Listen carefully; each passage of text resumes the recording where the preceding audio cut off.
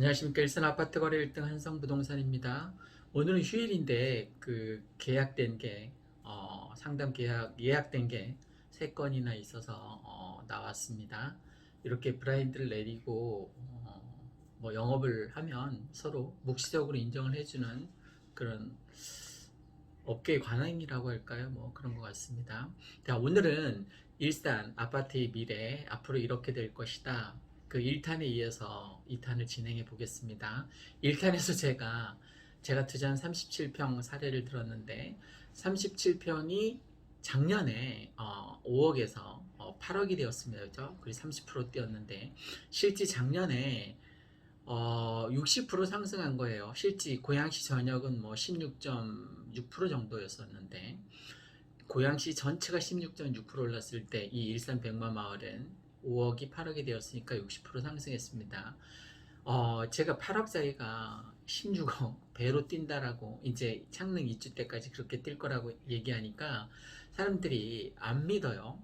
근데 제가 한 가지만 근거로 한번 사례를 들어보겠습니다. 자, 작년에 5억 하던 게 8억이 되었습니다. 그죠? 3억이 뛴 거죠. 3억. 그러면 창릉 입주가 언제 될까요?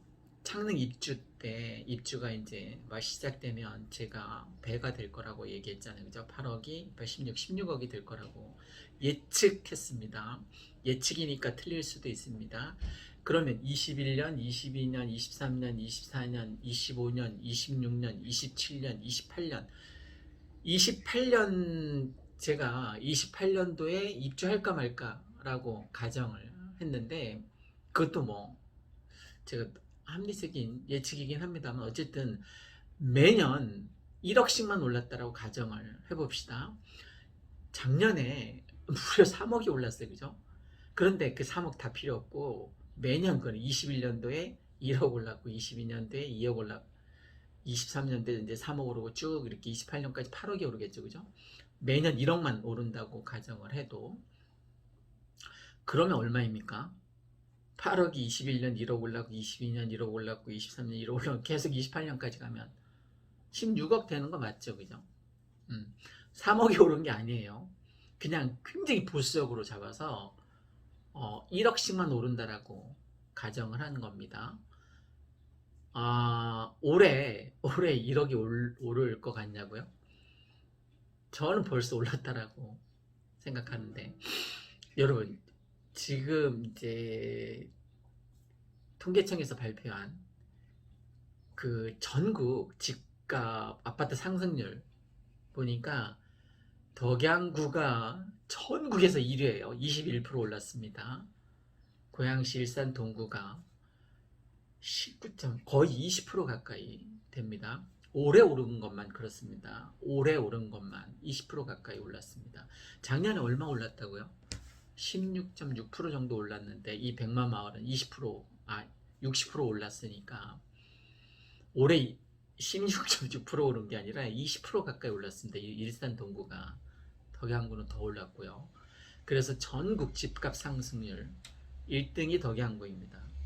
2등이 일산 동구입니다.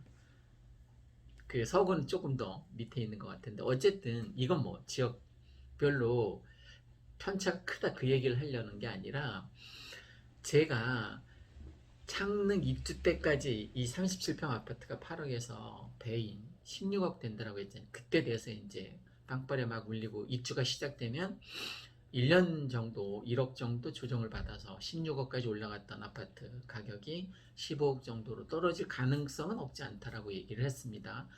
그러면 16억 올라갔다가 8억짜리가 16억 올라갔다가 15억 떨어진 거면 아파트 가격이 올라간 겁니까? 떨어진 겁니까? 올라간 거죠. 그죠?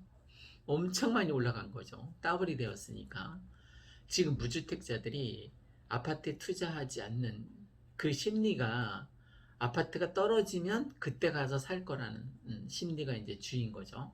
그러면 이 8억이었던 아파트가 16억 됐다가 16억에서 15억으로 떨어지면 아싸, 이때 사겠다는 건가요?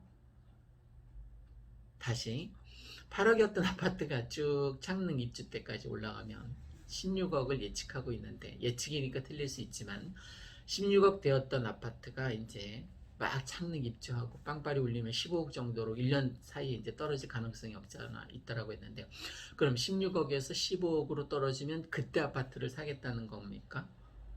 그 말도 안 되는 거죠, 그죠? 구축이지만 그렇게 올라갈 가능성이 높다는 거예요. 그리고 이제 지금 현 정부에서 임대사업자 폐지한답니다. 완전 폐지한답니다. 아파트만 폐지하는 게 아니라 빌라, 다가구, 뭐 다주택 아니면 오피스텔까지 싹 다 없애겠다는 거예요.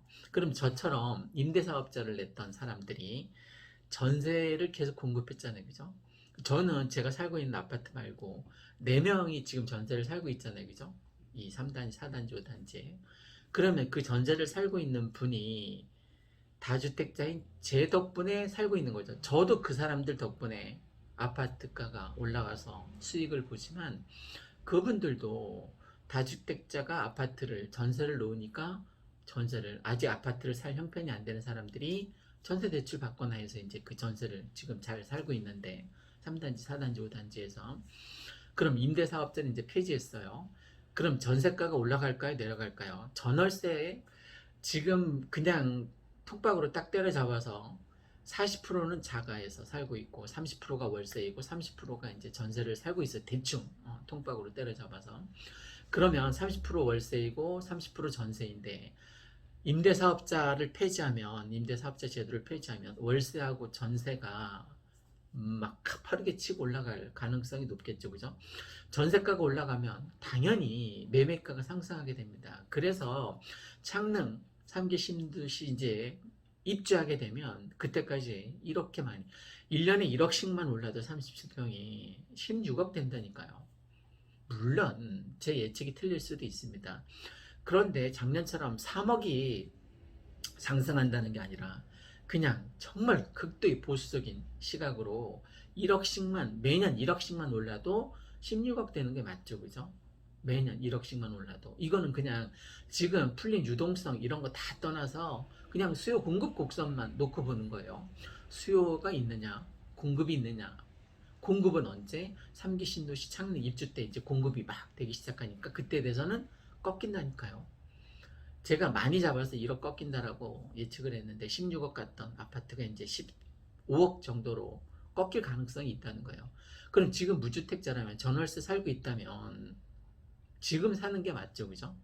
16억 됐다가 꺾여서 15억 됐을 때 15억 주고 사느니 지금 그냥 8억 후반대 주고 사는 게 맞다라는 거예요.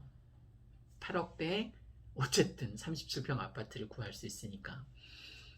뭐 대출을 받아서라도 사는 게 좋겠죠.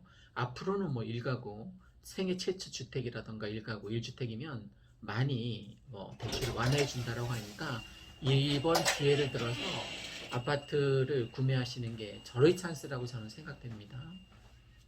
일산 아파트 거래 1등 한성부동산이었습니다. 고맙습니다.